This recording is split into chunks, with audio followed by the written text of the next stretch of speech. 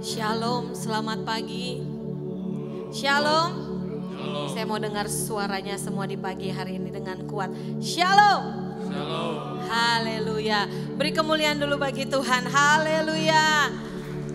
Kita bersyukur kalau kita ada hari ini semua karena berkat Tuhan. Kasih salam dulu kiri kanan, katakan Tuhan Yesus baik. Amin. Haleluya. Tuhan Yesus baik. Kalau kita ada sampai hari ini, semua karena Tuhan. Dari hari Senin, Selasa sampai ke hari Minggu, bukti nyata penyertaan Tuhan. Setiap hari Tuhan memberikan kasih-Nya, hari yang baik untuk kita hari ini memuji Tuhan.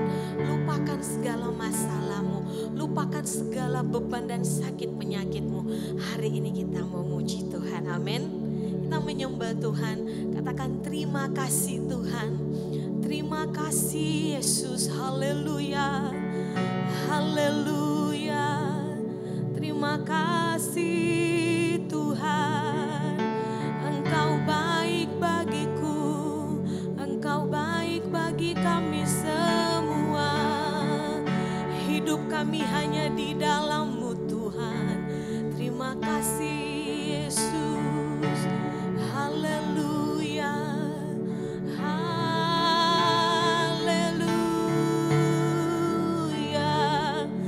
haleluya. Kami menyembah-Mu Tuhan, kami menyembah-Mu dalam hidup kami. Terima kasih buat kebaikan-Mu, terima kasih buat nafas kehidupan ini. Terima kasih buat segala yang Engkau berikan dalam hidup kami. Terima kasih Tuhan Yesus, terima kasih Yesus. Haleluya,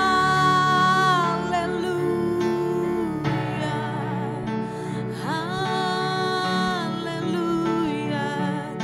Terima kasih Tuhan, terima kasih Tuhan.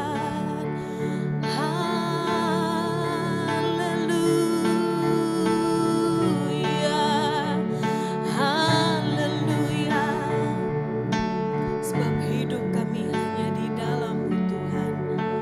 Haleluya Yesus, terima kasih. Hidupku ada di tangan-Mu, Kau beri rancangan yang terindah. Tak hanya yang baik saja yang ku terima, walau tubuhku diramukan, walau jiwaku terkoyakkan, pujianku takkan terhentikan. Roh-Mu yang memberi penghiburan. Akan ku pikul salib-Mu, cukuplah kasih setia-Mu. Ku bertahan, Kau kuatku, teguhkan imanku. Ku mau terus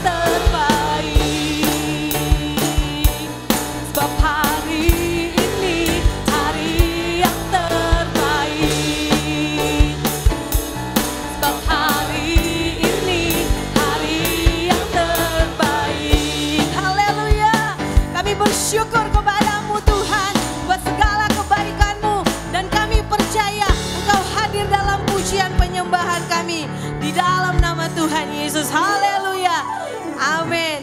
Kita tetap memuji nama Tuhan. Amin. Haleluya. Beri tepuk tangan dulu yang paling meriah untuk Tuhan Yesus. Haleluya. Haleluya. Haleluya. Yes. Haleluya. Glory, glory bagi Tuhan.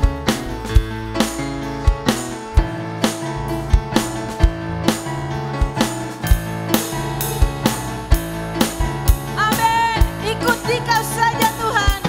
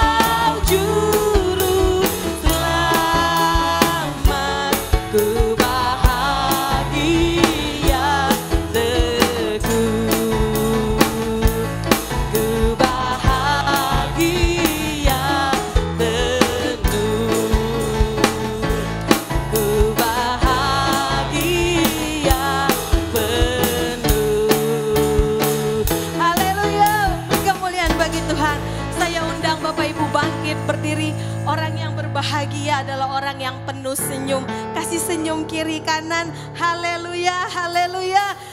Terpuji namamu Tuhan. Kami memuji namamu Tuhan. Haleluya.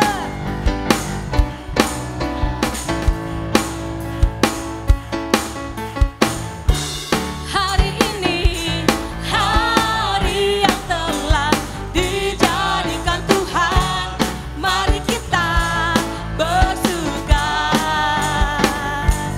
Oh, oh, oh. Hari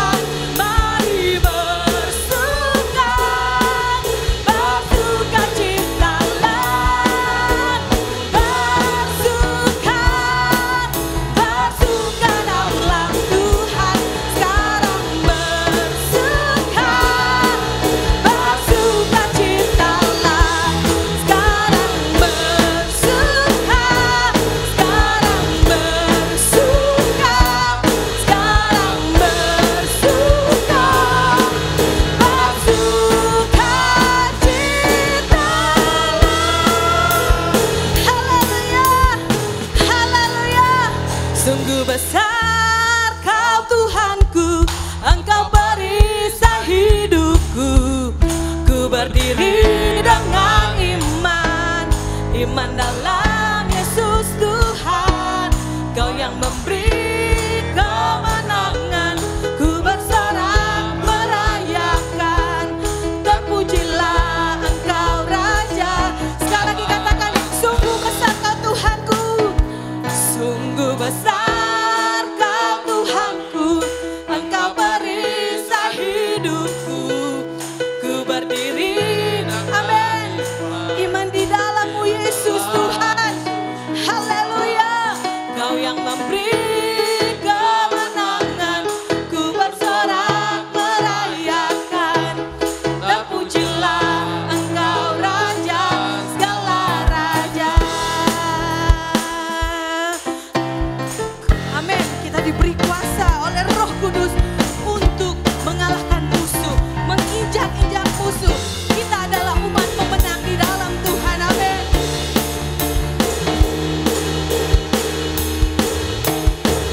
Diberi kuasa dari Raja mulia, menaklukkan musuh di bawah kakiku.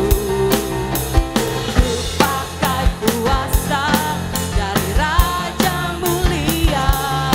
Bila Allah ada bersamaku, siapa jadi lawanku?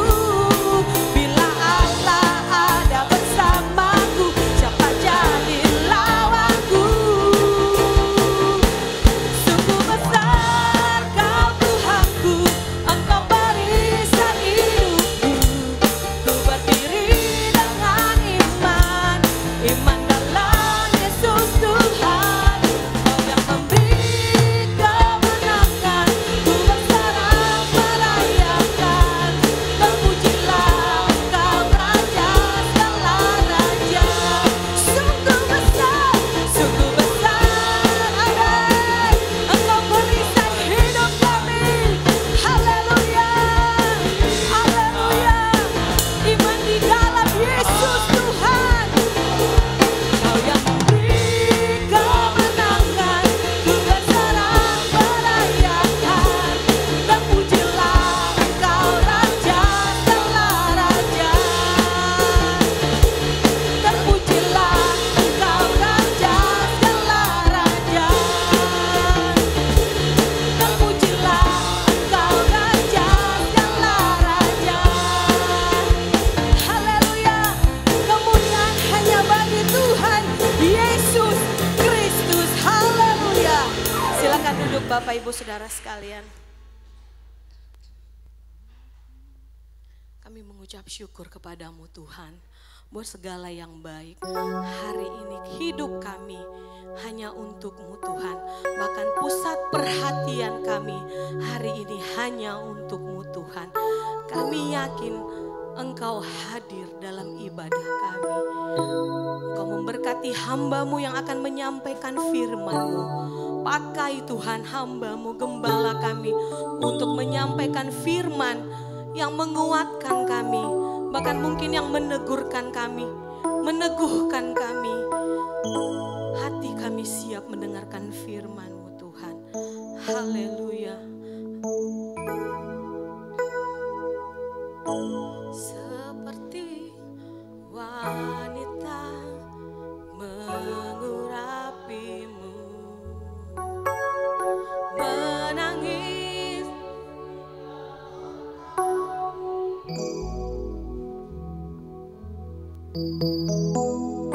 demikian hidupku mau mengasihimu.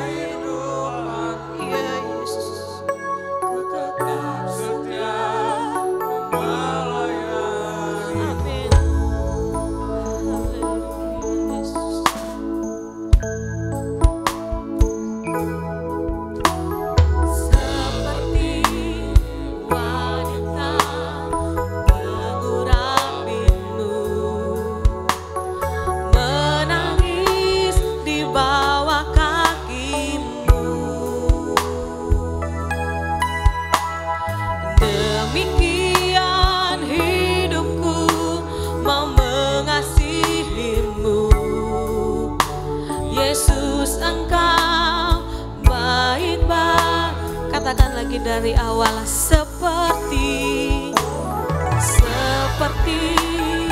wanita mengurapimu. Saya undang Bapak Ibu untuk kita semua bangkit berdiri di bawah kakimu. Demikian hidupku mau mengasihimu. Yesus, Engkau baik bagiku. Oh, sampai akhir ku menutup mata, ku tetap setia menanti janjimu. Sampai ku dapatkan mahkota kehidupanku, ku tetap setia untuk melayanimu sampai akhir. Haleluya, kami setia menanti janji-janjimu Tuhan. Janjimu tidak pernah gagal dalam hidup kami. Haleluya, sampai ku dapatkan mahkota kehidupanku, ku tetap setia untuk melayan sampai akhir. Sampai akhir. Haleluya, haleluya Yesus. Janjimu untuk hidup kami, menanti setiap janji Tuhan yang tidak pernah gagal. Amin, amin. Haleluya. Kehidupanku, ku tetap setia untuk melayanimu sampai akhir. Amin. Yes. Amin. Haleluya. Yesus, Yesus, Yesus.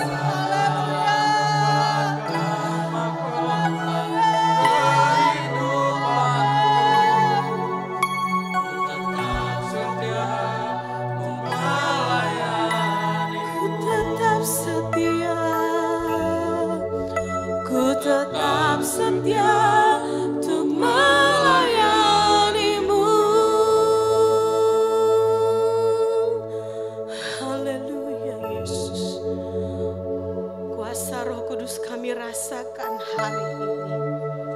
Roh Kudus mengalir di setiap kami, memenuhi kami. Haleluya Yesus. Pujian penyembahan kami hanya untuk kemuliaan bagi nama-Mu Tuhan. Terima kasih Tuhan Yesus. Di dalam nama Tuhan Yesus Kristus. Haleluya. Amin. Silakan duduk Bapak Ibu Saudara sekalian.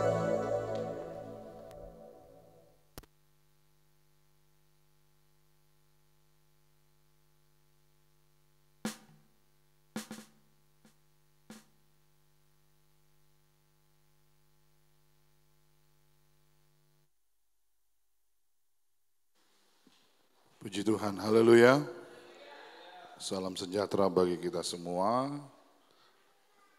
Kita sudah ada di minggu yang terakhir, bulan Agustus tahun 2023. Dan kita bersyukur penyertaan Tuhan nyata dalam hidup ini, sehingga kita boleh ada semua karena anugerah daripada Tuhan. Katakan amin, saudara. Saudara bersuka cita pagi hari ini? Puji Tuhan.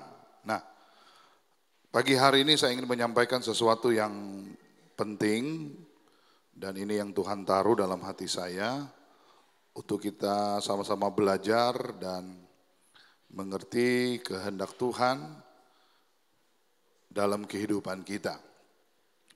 Mungkin tema pagi hari ini bukan tema yang populer, saudara. Tetapi percayalah, ini adalah kehendak Tuhan bagi kita, gereja Tuhan di tempat ini. Saya beri judul memberi adalah iman. Sama-sama katakan, memberi adalah belum semua. Yang lain masih tengok kanan, tengok kiri. Saya mau saudara siap dengar firman Tuhan. Karena firman Tuhan tidak akan lalu sia-sia. Memberi, 2, 3. Memberi adalah iman.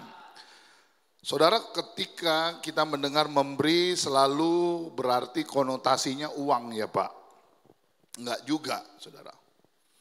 Karena sebelum segala sesuatu terjadi, bahkan dari awal muawal ketika Allah memulai untuk menciptakan, itu sebenarnya sesuatu yang diberi. Ya. Firman itu keluar dari mulut Allah, itu adalah pemberian. Kita belajar dalam Kejadian bahwa segala sesuatu diciptakan melalui firman-Nya. Jadilah terang, jadilah bumi, jadilah daratan, jadilah binatang, jadilah tumbuh-tumbuhan, itu melalui firman yang diberi. Memberi firman, melepaskan firman, itu dimulai dari awal muawal manusia diciptakan. Nah, bagi saya ini adalah hal yang penting untuk kita mengerti dan memahami apa arti memberi. Dan memberi dimulai memberi dengan percaya kepada Tuhan. Katakan amin, saudara. Next. Kenapa memberi itu sangat penting? Coba buka Kisah Rasul pasal 5. Ada satu cerita yang kita sudah tahu bersama, ayat 1 sampai ayat yang ke-11. Karena tulisannya kecil, ya Bapak Riko yang baca, tolong. Kisah Rasul pasal 5, tolong dibuka Alkitab saudara, supaya saudara mengikuti ayat 1 sampai ayat 11. Kisah Rasul pasal 5 ayat 1 sampai 11. Ya. Itu perikopnya Ananias dan Safira. Ada seorang lain yang bernama Ananias, ia beserta istrinya Safira menjual sebidang tanah. Dengan setahu istrinya, ia menahan sebagian dari hasil penjualan itu dan sebagian lain dibawa dan diletakkannya di depan kaki rasul-rasul. Tapi Petrus berkata, Ananias, mengapa hatimu dikuasai iblis sehingga engkau mendustai Roh Kudus dan menahan sebagian dari hasil penjualan tanah itu? Selama tanah itu tidak dijual, bukankah itu tetap kepunyaanmu? Dan setelah dijual, bukankah hasilnya itu tetap dalam kuasamu? Mengapa engkau merencanakan perbuatan itu dalam hatimu?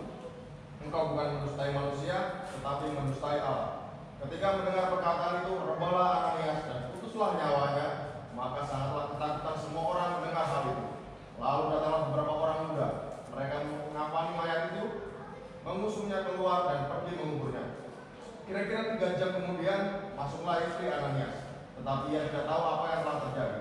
Kata Petrus kepadanya, katakanlah kepadaku, dengan harga sekiankah tanah itu kamu jual?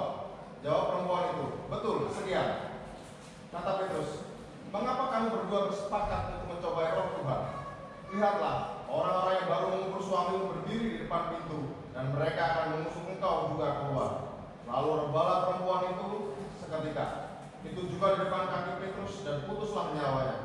Ketika orang-orang muda itu masuk, mereka mendapati dia sudah mati. Lalu mereka mengusungnya keluar dan menguburnya di samping suaminya. Maka sangat takutlah seluruh jemaat dan semua orang-orang mendengar hal itu. Ya. Saudara, cerita Ananias dan Safira jujur ya, jarang sekali dikhotbahkan saudara. Padahal ini adalah kisah awal muawal ketika nama gereja itu muncul. Nama gereja itu muncul dimulai dari ketika Roh Kudus dicurahkan. Kisah Rasul pasal yang kedua jelas. Nah, waktu Roh Kudus bekerja, disitulah orang mulai berkumpul bersama dan mulai bersekutu bersama. Itu namanya gereja. Gereja artinya pengikut Kristus. Gereja artinya apa? Pengikut Kristus. Nah, kita gereja adalah pengikut Kristus. Nah, tetapi di dalam gereja pun ada syarat, ada ketentuan, ada hukum-hukum yang berlaku. Saudara dengar, kita bukan sekedar hanya kumpul seperti ini karena hari Minggu kita harus ke gereja. Tetapi ada apa di dalam gereja? Ini yang penting, saudara. Di dalam gereja itu ada firman. Firman itu apa? Firman itu isi hati Allah. Firman di dalamnya juga ada ketetapan-ketetapan hukum-hukum Allah. Nah, Ananias dan Safira ini menarik, saudara. Mereka baru saja menjual sebidang tanah. Saya bahkan mendapati begini, saudara. Mereka bukan hanya menjual atau mendapat sesuatu dari jual hasil tanah. Tetapi hasil tanahnya ini banyak. Jadi bukan cuma satu bidang, ada beberapa bidang tanah. Artinya dia mendapat berkat atau mendapat hasil yang banyak, yang besar. Yang menarik adalah dalam ayat yang pertama ada kata begini. Ananias beserta isinya, Safira, menjual sebidang tanah. Dengan setahu istrinya ia menahan. Saya ulangi lagi ya. Dengan sepengetahuan istrinya, artinya Ananias dan Safira sekongkol. Ngerti saudara? Memang suami istri itu satu hati memang. Bahkan sampai dalam bidang kejahatan itu satu hati, saudara. Ini yang bahaya. Ananias dan Safira bersekongkol untuk menahan apa yang harus diberikan kepada imam-imam. Sudah terima berkat, sudah ada berkat, sudah dijual tanahnya, sudah ada hasilnya. Dan saya percaya hasil apa yang mereka terima itu juga ada andil doa-doa dari imam-imam. Saya 10 tahun mengembala, saya tidak pernah nongkrong di rumah saudara. Lalu berharap sesuatu saudara berikan buat saya. Boleh dicek. Tetapi apa yang kami lakukan sebagai gembala, kami berdoa buat saudara. Supaya saudara diberkati oleh Tuhan. Saya tidak katakan saudara ada hutang budi, tidak. Tetapi percayalah doa-doa yang kami sampaikan itu membuat saudara juga diberkati oleh Tuhan. Sehingga Ananias dan Safira sebenarnya tahu hasil ini tidak semuanya untuk kita. Saudara pernah dengar gak khotbah saya berapa bulan lalu? Apa yang kita terima berkat gaji itu ada bagian yang milik orang lain punya. Oh gak ada amin saudara. Ada juga bagian yang punyanya Tuhan.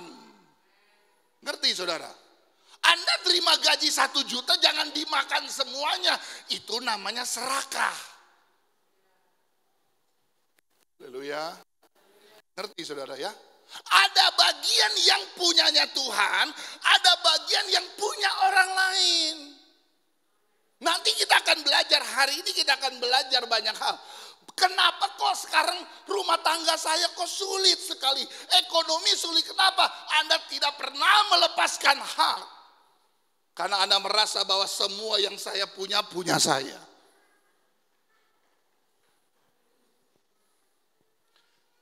Dengan setahu istrinya, ia menahan sebagian dari hasil penjualan itu dan sebagian lain dibawa dan diletakkan di depan kaki rasul-rasul. Saudara, saya sengaja nggak tulis, harusnya di sini ada tempelan lagi. Cuma karena ada orang yang pinter tiba-tiba copot, saudara. Tapi di peti ini ada tulisan yang masih tertulis. Apa itu? Kenapa cuma Ibu Golda yang kencang, yang lain gak ngomong? Tulisannya apa? Jangan pura-pura gak bisa baca, saudara. Saudara, siapa lagi yang mau mengajarkan saudara tentang mengembalikan milik Tuhan kalau bukan gembala saudara? Betul. Itu ada karena memang inilah yang harus kita lakukan.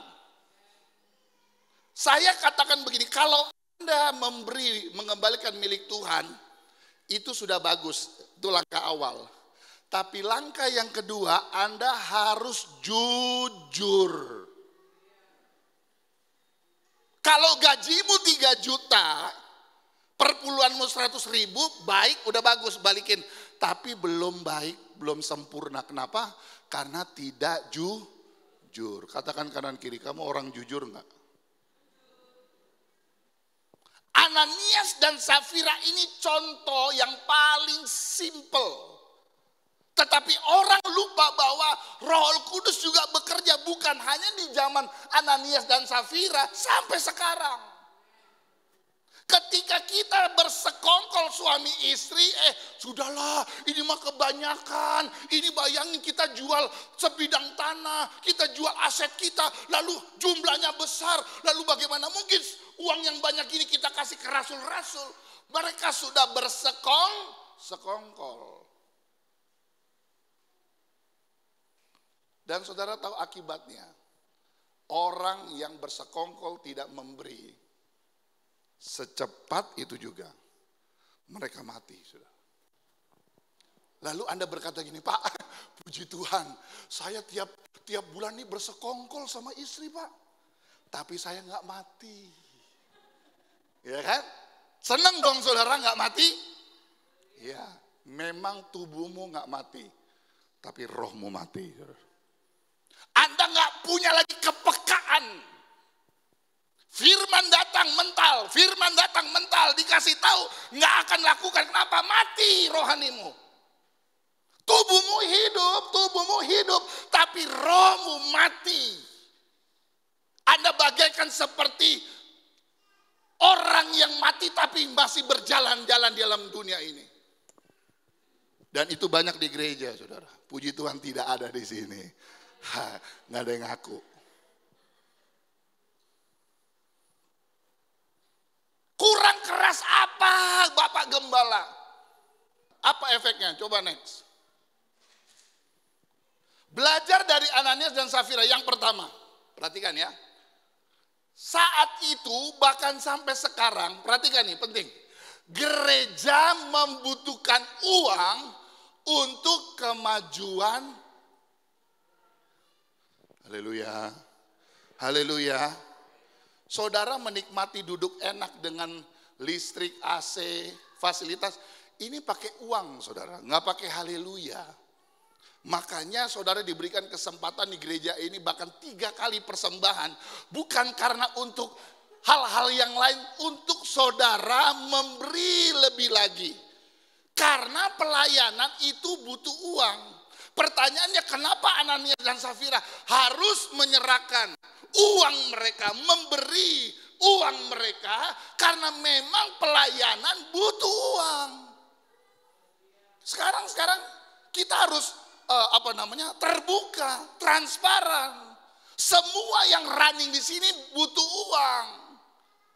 Bayangkan kalau tiba-tiba gereja nggak bayar listrik, ya. Enak. Kita datang pakai lilin, malam kudus. Betul ya? Kita akustikan aja ya Pak Riko ya. Enak. Tiap bulan bayar listrik, bro. Haleluya.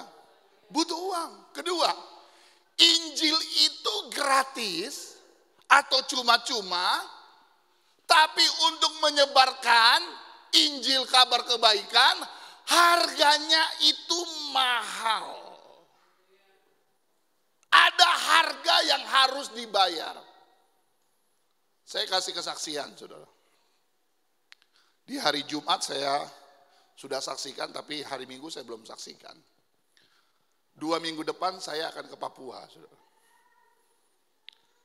Ini pun lucu, saudara. Ya, ada Tante Siana nih sama Oma, orang Papua. Waktu saya ulang tahun, tiba-tiba Ibu Gembala dikirim WA sama saudara kami, Bro Angki di Jayapura. Dia kirim WA, kirimnya bukan apa kabar, enggak. Kirim undangan pelayanan KKR di Jayapura. Bayangkan saudara ya.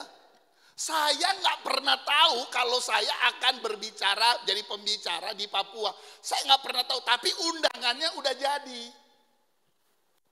Nah saya hanya bersyukur karena orangnya datang dan berkata, Ngana pasti bisa, kamu pasti bisa kan? Bisa ya, walaupun sudah ada undangan, mau bagaimana, nggak mungkin tidak. Ini bikinnya di gereja besar, acara ulang tahun dan sebagainya. Pertanyaannya begini, apakah semua jemaat bisa saya ajak ke Papua? Saudara tahu harga tiketnya berapa Tante Siana? 5 juta, bukan 5.000 saudara ya. Kalau 5.000 perak, semuanya saya ajak. 5 jeti sis, 5 jeti. Itu harga tiket dari Jakarta ke Papua, itu baru sekali jalan. Ini saya berdua. Pergi pulang berarti berapa? Hampir 20 juta. Saudara pergi kan nggak bisa. Tetapi saya pergi untuk memberitakan Injil karena memang ada harganya. Keselamatan itu gratis. Tapi untuk menyebarkan keselamatan itu ada harga yang dibayar. Makanya kalau saudara tahu Bapak Gembala mau berangkat penginjilan, kumpulkan berkat dan berkata, ini untuk perjalanan saya tidak bisa pergi, tapi mungkin uang saya bisa membantu Bapak Gembala pergi memberitakan Injil. Saudara. Terakhir saya ke Papua Tante Siana, itu belum lama kerusuhan antara pendatang dan orang asli.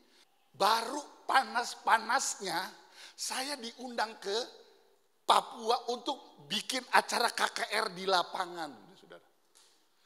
Hotel yang saya tinggal itu nggak ada kacanya karena baru dilempar dan ditembak. Jadi hotel saya kacanya itu papan. Baru panas-panasnya saya diantar sama panitia.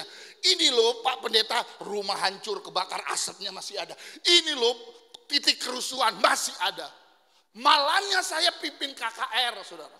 Itu orang di sana beda di sini. Mereka keliling pakai mobil. Halo, KKR sebentar malam dilayani oleh pendeta dari kota Jakarta. Saya begini, saudara. Darah Yesus berkuasa. Ini bikin di lapangan. Jujur yang datang gak banyak waktu itu. Tetapi panitia sebelum saya melayani udah ngomong gini. Bro, di belakang itu ada kolam baptisan darurat. Isi airnya dari pemadam kebakaran. Maksudnya apa? Iya, tantang mereka untuk terima Yesus sebagai Tuhan dan Juru Selamat. Saudara dengar ya, setiap kali kalau saya mau berangkat, sebenarnya gini, saya udah taruh nyawa saudara. Mati kalau mati. Malam pertama saya layani, saya tantang baptisan 5 orang terima Yesus sebagai Tuhan dan Juru Selamat. Hari kedua 10 orang terima Yesus sebagai Tuhan dan Juru Selamat. Hari terakhir tambah 5 ada 20 orang baju pulang basah terima Yesus sebagai Tuhan dan Juru Selamat. Alkitab berkata 1 orang bertobat, rata sorga bertampik sorak. Bukan karena saya hebat saudara. Tapi memang memberitakan firman itu ada harga yang dibayar. Yang ngerti katakan amin saudara. Jangan jadi jemaat yang hanya duduk diam, pasif, nggak apa-apa. Lah itu kan tugas gembala terserah dia. No, kita ikut andil di dalam memenangkan jiwa saudara. Inilah saatnya dunia dimenangkan. Waktunya sudah singkat. Nggak ada amin juga saudara. Haleluya. 3 hal yang berkaitan. Yang pertama, keselamatan jiwa yang sudah selamat, katakan amin. Yang kedua, kesembuhan tubuh yang sakit yang sudah disembuhkan, katakan amin. Yang ketiga, keberkatan hidup. Saya mau tanya sama Bapak Ibu pagi hari ini, siapa yang mau diberkati Tuhan, angkat tangan. Mau diberkati Tuhan? Memberi. Pak, saya lagi nggak ada Pak. Kok firmannya kayak begini? Saya nggak peduli saudara ada apa tidak ada. Kalau memberi dari kelebihan bukan memberi namanya. Tapi memberi ada level berikutnya. Anda sedang berkorban. Berarti engkau memberi dari kekurangan. Kira-kira mana yang lebih hebat? Memberi dalam kelimpahan atau memberi dalam kekurangan? Satu kali saya layani di GBI di Sunter. Saya layani, lalu saya sampaikan tentang memberi. Saudara, ada ayat berkata gini, lebih berkat memberi daripada menerima. Betul? Beri sedikit, tuai sedikit. Memberi banyak, tuai banyak. Nah, saudara, ayat yang berkata apa yang diberi akan diberi. Kata akan dalam bahasa Inggris atau asli itu tidak ada, saudara. Saya ulangi lagi ya. Kata beri, maka kamu akan diberi.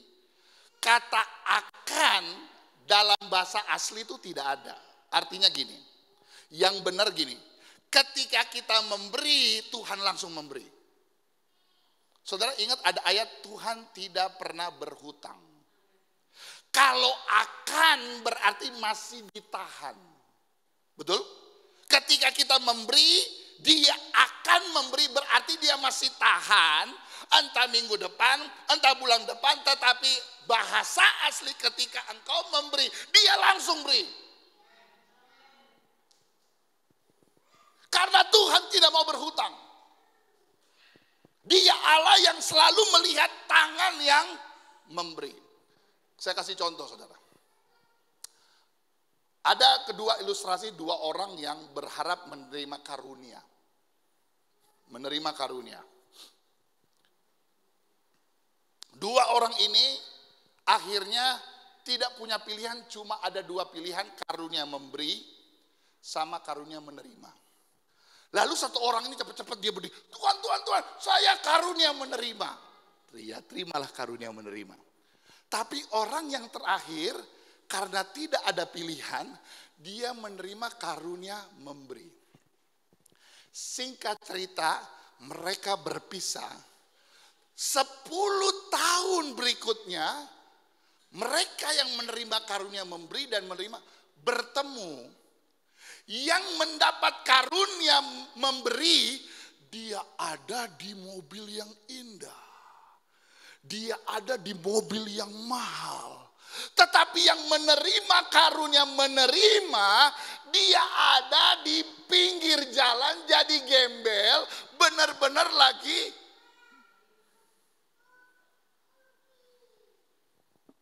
Kenapa demikian? Karena Tuhan memberi kepada yang memiliki karunia memberi, karena dia tahu memberi. Karena dia tahu memberi, Tuhan kasih banyak. Dipercayakan, kasih lagi, dipercayakan, dikasih. Tetapi karunia yang hanya menerima kan tinggal terima. Yang ngerti katakan amin. Saudara mau pilih yang mana? Mau memiliki karunia memberi atau karunia menerima? Terserah saudara. Next. Kisah Rasul 4 ayat 34-35. Om Riko baca lagi. Gambarnya enggak bagus ya. Enggak apa-apa. Kisah Rasul 4 ayat 34-35. Perhatikan di sini saudara. Kisah Rasul 4 ayat 34-35. Sebab tidak ada seorang pun yang berkekurangan di antara mereka, karena semua orang yang punya tanah atau rumah menjual kepunyaannya itu, dan hasil penjualan itu mereka bawa. Dan mereka letakkan depan kaki rasul-rasul, lalu dibagi-bagikan kepada setiap orang sesuai dengan keperluannya. Kalau saudara baca judul ayat-ayat ini adalah cerita tentang kehidupan gereja mula-mula. Dikatakan, perhatikan ayat 34.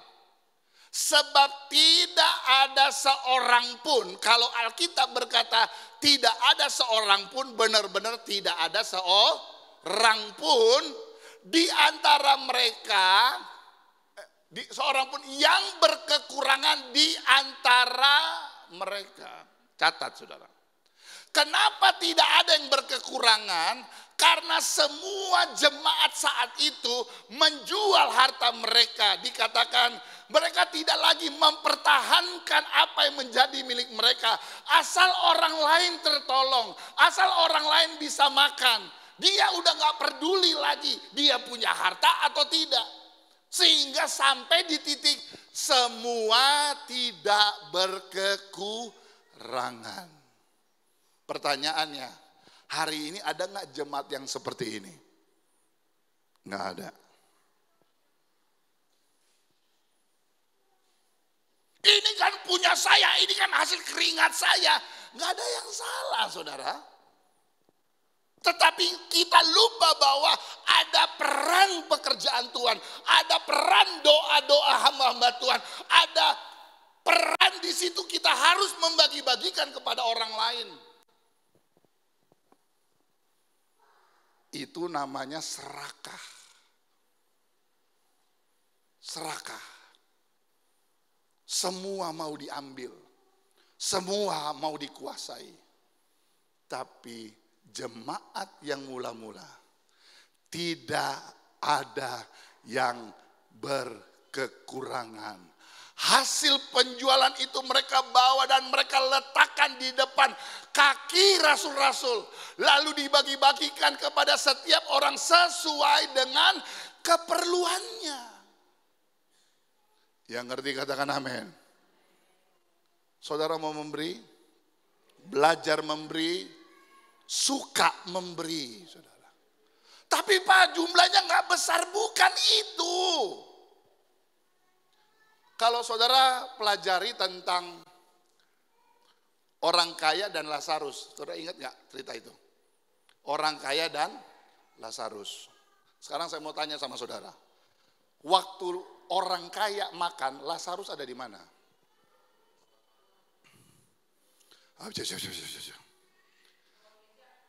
Waktu orang kaya makan pesta, Lazarus ada di mana? Di bawah kolong meja ngapain? Hah? Tunggu sesuatu yang jatuh.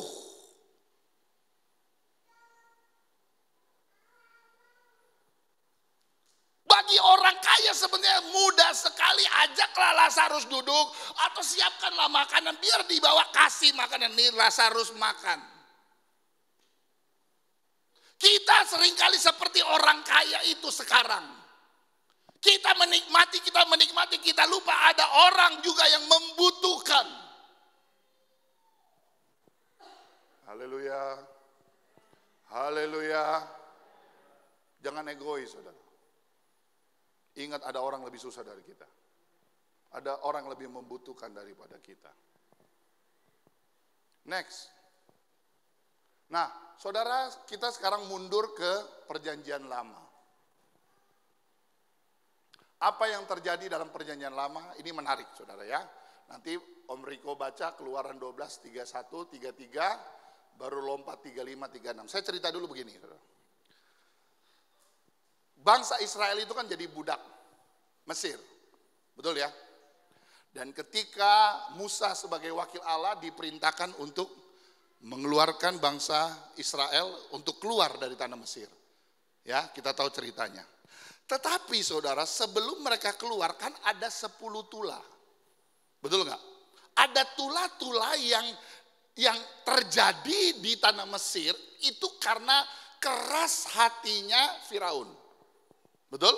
Ada katak, ada belalang, ya. Terakhir anak-anak orang Mesir itu mati, saudara. Nah, coba saudara bisa bayangkan nggak? Kalau saudara jadi orang Mesir, ini contoh ya, saudara jadi orang Mesir, ini menarik. Ketika 10 tulah sudah lewat, itu kan berarti mereka tuh marah dengan orang Israel, betul? Anak-anaknya mati, ladangnya habis, lalu kena penyakit dan sebagainya. Tetapi yang menarik begini, nanti kita baca. Musa menyuruh orang Israel sebelum keluar, dengar saudara ya, ketok pintu mereka, orang Mesir, lalu minta emas. Coba kira-kira Bu Epa ya, ini contoh, Bu Epa orang Mesir, contoh. Hartanya habis, kena penyakit, anak pertamanya mati, lalu saya datang kucuk-kucuk malam-malam. Bu Epa, mau apa lagi? Wah, kan gitu saudara, orang marah. Mau apa lagi? Minta emas dan perak. Onel, tolong ambil celurit mama di belakang. Kan gitu saudara. Ini kan orang gila saudara. Kita baru kena bencana, tiba-tiba lu mau pergi tinggalkan kita, minta emas. Saya ngomong doang apa ada buktinya? Coba baca. Keluaran pasal yang ke 12 ayat 31 sampai 33.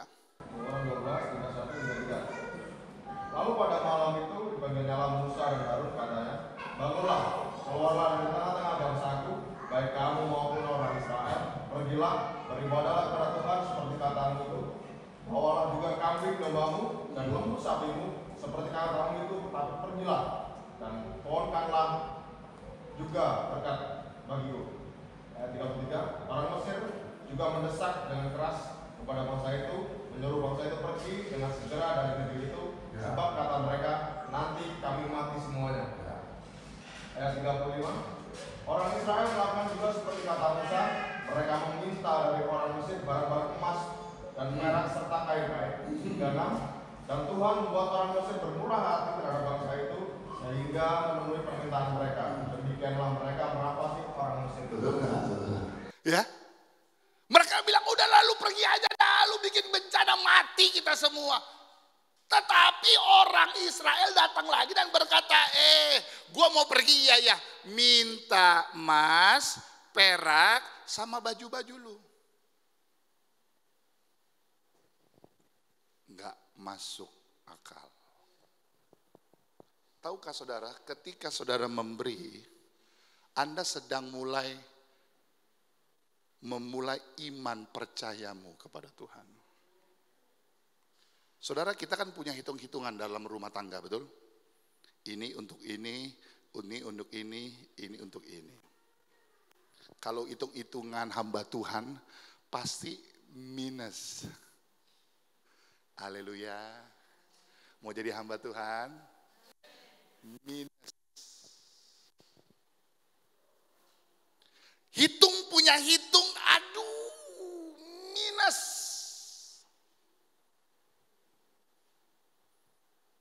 Tetapi orang Mesir justru ketika diminta emas, perak dan pakaian mereka, ada kata, lihat di sini ya, perhatikan. Dan Tuhan membuat orang Mesir, sama-sama katakan bagian terakhir, bermurah hati. Udah kena tulah, udah kena bencana, diminta pula, tetapi Tuhan buat mereka bermurah hati. Kata kunci dari ayat-ayat ini adalah murah hati. Anda masih punya murah hati enggak? Ketika kita tahu ada keperluan kebutuhan, kita tahu gereja ini sedang bergumul untuk sesuatu, kita punya murah hati enggak? Saya ingat ya, saya baca bukunya Choyonggi, almarhum, itu gereja terbesar di dunia. Itu ada di Korea. Saya baca bukunya, saudara tahu ada momen yang dalam tanda kutip ya, ini tanda kutip, kalau lagi ibadah agak sedikit kacau.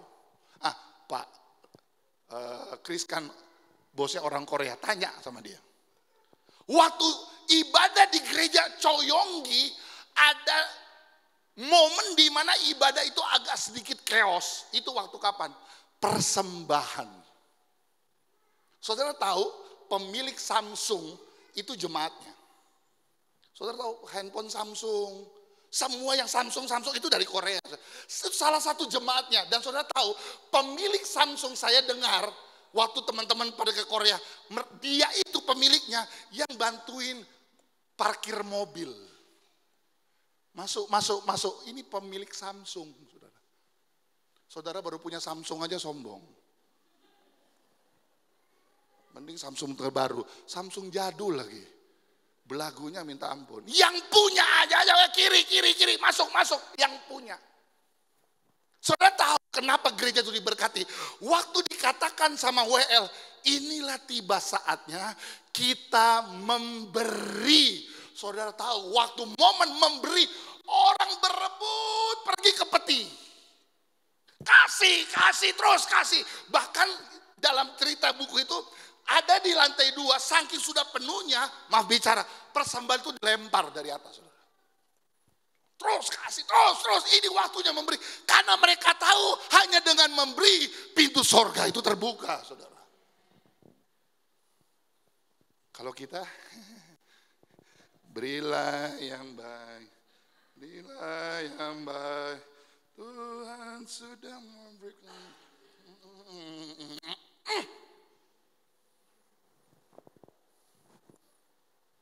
Ayo ngaku aja supaya ringan. Betul gak? Ayolah, gak apa-apa saudara. Kalau saudara masih dengar firman Tuhan karena Tuhan masih sayang sama kita. Lalu saya mau cerita begini. Ini lebih menarik lagi. Kan perjalanan bangsa Israel kan 40 tahun. Betul ya? 40 tahun perjalanan bangsa Israel. Yang menarik begini. Sepatu mereka tidak rusak. Baju mereka tidak rusak. Saat itu tidak ada mall. Emas dan perak yang mereka terima dari Mesir bukan untuk belanja, tapi untuk membangun rumah Tuhan. Yang ngerti katakan amin. Apa betul Pak Pendeta? Next. Pak Riko lagi baca. Ulangan 29 ayat 5. Ulangan 29 ayat 5. 40 tahun lamanya aku memimpin kamu berjalan melalui padang gurun, pakaianmu tidak menjadi rusak di tubuhmu, dan kasutmu tidak menjadi rusak di kakimu. Haleluya. Haleluya. Orang yang memberi dengan hati yang sukarela, ada jaminan Tuhan. Ada jaminan Tuhan. Bayangkan, saya mau tanya sama Ibu Golda, adakah Ibu Golda punya sepatu yang umurnya 40 tahun? Jangankan 40 tahun, waktu beli, ini salah di warnanya. Belilah. Kok gak ada yang ngomong saudara? Belilah. Ini apa karena mendung di luar ya? Betul gak? Waktu kita beli online tiba-tiba, aduh ini miring, belilah. Belum 40 tahun tuh baju. Baru nyampe, salah beli, salah order, beli lagi. Ini 40 tahun bajunya tidak terkoyak, kaki sepatunya pun tidak rusak, saudara. Itulah jaminan Tuhan, asal saudara mau melakukan dengan hati. Next. Apa yang manusia tidak mau? Saya masuk ke poin berikutnya. Tidak ada yang mau mati. Siapa di sini yang mau mati sekarang? Oh ada 2 mati. Ya siap-siap ya, kita buat ibadah ucapan syukur, saudara. Pelepasan jenazah. Siapa yang mau sakit? Nggak ada. Yang ketiga, siapa yang mau miskin? Nggak mau kan? Ketiga hal ini paling ditakuti orang. Tidak mau mati, tidak mau sakit, tidak mau miskin. Tetapi kunci supaya diberkati Tuhan apa? Coba katakan yang kiri, kamu harus memberi. Ini menarik. Lukas 6:38. Berilah, ayo baca dong.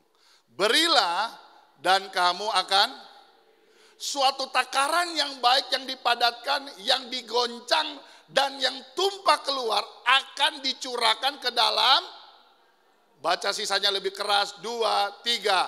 Sebab ukuran yang kamu pakai untuk mengukur akan Katakan amin, saudara. Tadi saya katakan bahwa Injil itu gratis. Tetapi untuk menyebarkan Injil butuh biaya yang besar. Anda mungkin tidak ke Papua dengan saya. Tapi uangmu bisa bawa saya ke Papua. Engkau tidak bisa bersama-sama karena harga tiket yang mahal. Tetapi doamu bisa membawa saya dan Ibu Gembala untuk melayani di Papua. Next. Nah, sekarang saya tutup dengan perpuluhan. Ya, karena ini minggu yang terakhir, bentar lagi gajian, saudara. Jangan pura-pura nggak denger. Saudara gini ya, kemarin saya udah ngomong sama Ibu Sekretaris, amplop kita yang berikutnya ini sudah berbeda. Kita sudah print ya. Siapa? April ya, minggu depan kita sudah bisa bagikan. Nah, di dalam amplop perpuluhan Anda harus cantumkan nama. Jujur, Ibu Gembala tuh punya catatan siapa-siapa yang memberi perpuluhan. Puji Tuhan, gereja kita paling banyak marganya NN. Nggak ada nama, saya nggak tahu, saya nggak bisa tebak-tebak, saya nggak bisa menerawang. Oh ini Riko, oh ini Kak Kris, nggak bisa saudara. Saya bukan dukun. Ya, mulai minggu depan Anda dengar ya, semua yang mengembalikan milik Tuhan harus cantumkan nama, kedua alamat, ketiga untuk bulan berapa. Oh nggak ada amin saudara. Kenapa sih takut saudara? Udah dihotbahkan tentang memberi. Ya. Nah, ada yang bertanya begini sama saya. Ini jujur ya, saya harus jawab.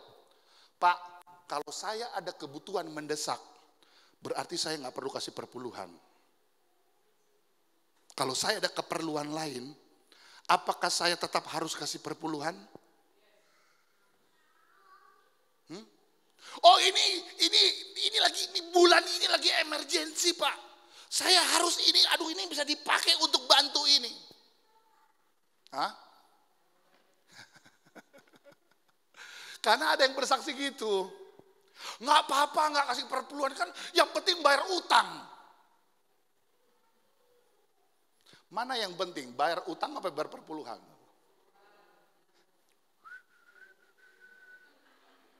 Pak Gembala kayak bener ya. Ya emang bener saudara. Karena firman Tuhan yang ngomong. Coba bacalah Om Riko, Nehemia 5 ayat 1 sampai 4. Nehemia 5 ayat 1 sampai 4. Nehemia 5 ayat 1 sampai 4. Dulu berikutnya Nehemia memperhatikan keluhan-keluhan sesama orang Yahudi. Ayat 1. Maka terdengarlah keluhan yang keras dari rakyat dan juga dari pihak para istri terhadap sesama orang Yahudi. Ada yang berteriak, anak laki-laki dan anak perempuan kami banyak, dan kami harus mendapat gandum supaya kami dapat makan dari itu. Dan ada yang berteriak, ladang dan kebun anggur, dan rumah kami gadaikan mendapat gandum pada waktu kelaparan. Juga ada yang berteriak, kami harus meminjam uang untuk membayar pajak yang dikenakan raja atas ladang dan kebun anggur kami. Stop. Udah ayat berapa? Ayat 4 sampai 4. Nah, keadaan bangsa Israel waktu zaman Nabi Nehemia, itu saudara tadi udah lihat ya. Mereka meminjam, ada hutang, mereka nggak bisa bayar, keadaan mereka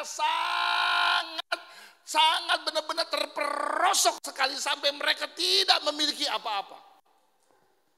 Itu benar-benar ekonomi lagi goncang-gancing. Pertanyaannya, apakah ekonomi goncang-gancing lalu yang menjadi perintah Tuhan kita langgar? Hah? Next, ini yang terakhir. Nehemia 13 ayat 10 sampai 12. Baca tentang kisah Nehemia, bagus sekali saudara. Pasal 13, Riko, ayat 10 sampai 12. Nehemia 13 ayat 10 sampai 12. Juga kudapati bahwa sumbangan-sumbangan bagi orang-orang Lewi tidak pernah diberikan, sehingga orang-orang Lewi dan para penyanyi bertugas masing-masing lari ke ladangnya. Aku menyesali para penguasa, kataku, mengapa rumah Allah dibiarkan begitu saja? Lalu kukumpulkan orang-orang Lewi itu dan dikembalikan pada tempatnya. Maka seluruh orang Yahudi membawa lagi persembahan perpuluhan daripada gandum, anggur dan minyak ke perbendara. Maka seluruh orang Yehuda membawa lagi apa? Persembahan apa? Jadi keadaan boleh goncang-gancing, perpuluhan jalan terus. Oh, aminnya cuma ibu gembala, saudara. Saya nggak ngerti kadang-kadang cara berpikir saudara. Kalau saudara lebih penting bayar hutang daripada hutang sama Tuhan, kira-kira yang mana? Malaikat 3 ayat 10, ketika kita memberi miliknya Tuhan, dia akan buka tingkap langit. Kalau saudara bayar cicilan, itu karena saudara yang salah. Saudara, nggak ada amin saudara ya. Kemarin di berita ini benar-benar terakhir saudara. Ada seorang senior di Universitas UI, dia bunuh juniornya karena dia mau mencuri barang berharganya karena yang membunuh terlilit hutang online. Ngerti saudara? Sekarang saya mau tanya, waktu orang meminjam uang online, tanyakan Tuhan nggak? Hah? Ayo dong, ngomong dong. Jangan pura-pura budek saudara. Siapa sih yang punya kredit card? Saya mau tanya, waktu apply kredit card, saudara tanya Tuhan nggak? Kan nggak. Tapi waktu nggak bisa bayar, uang yang punya Tuhan diambil. Waktu saudara happy, enjoy, terima uang transferan, Anda nggak minta Tuhan, nggak tanya Tuhan tuh. Tapi ketika kelilit utang, Tuhan yang diteriakin. Bahkan yang menjadi milik Tuhan diambil.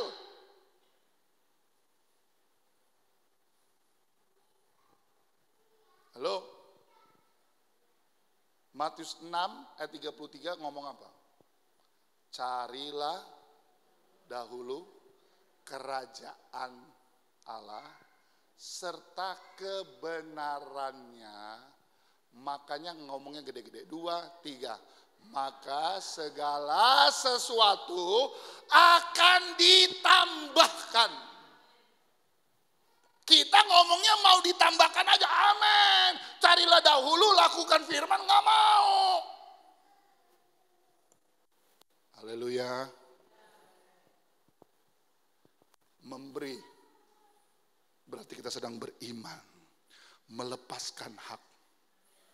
Saudara percayalah hari-hari ini saya dan Ibu Gembala sedang belajar menata hati untuk melepaskan hak saya. Hak kami sebagai gembala, hak ada di tempat ini, hak semuanya. Saya mau lepaskan itu. Karena saya tahu ketika saya melepaskan sesuatu yang lebih besar akan datang, saudara. Kalau kita mempertahankan terus. Ingat, anggur yang baru tidak bisa akan tinggal di kirbat yang lama. Kirbat itu berbicara tempat penampungan anggur, kirbat juga berbicara hati. Kalau hatimu masih hati yang lama, tidak ada sukacita yang baru yang Tuhan akan berikan.